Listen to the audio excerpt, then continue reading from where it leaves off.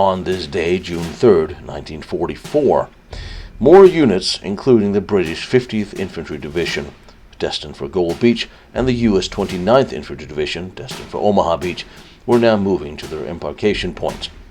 Loading of landing crafts accelerated, with over 4,000 vessels now being prepared, fueled, last-minute repairs and maintenance conducted. There were 7 million tons of supplies. They were nearly fully staged, with final ammunition and fuel shipments arriving at the ports. The Mulberry Harbor components were positioned for towing, with tugs and crews assigned. Operation Fortitude continued, with fake activities, mock tank movements in Kent and Sussex. Double agents continued to send additional Calais-focused reports.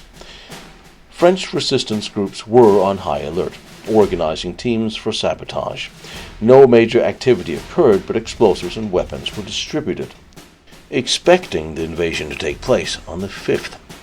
Reconnaissance flights were increased, both by the RAF and U.S. Air Force, anticipating capturing the final images of the German defenses, particularly Rancon and Cherbourg.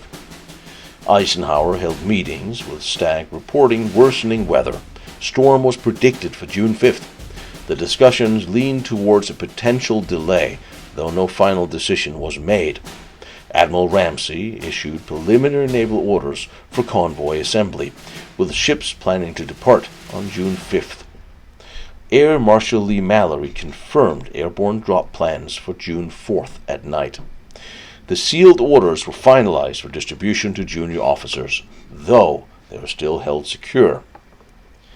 The final rehearsal for airborne units, like the 82nd, focused on night operations. Naval ships began to move ships into convoy formations. Key advanced infantry elements would also begin to board ships. And combined operations piloting parties reports were reviewed, confirming beach conditions for tank landings with tank commanders and beach commanders. Meanwhile, the worsening weather conditions were now resulting in the gnashing of teeth so loud it could be heard in Washington. Meanwhile, on the other side of the water, the German 7th Army continued their routine patrols with no significant redeployments. The 352nd Infantry Division was positioned near Omaha Beach, unaware the invasion's timing, conducted daily routines. The Panzer divisions remained inland, with the Panzergruppe West conducting some exercises but not mobilized for Normandy. Mine-laying and bunker reinforcement continued, with Rommel overseeing the daily efforts. Beach obstacles were nearly complete in some sectors, but gaps remained and they frustrated him, especially as much as it was due to lack of materials.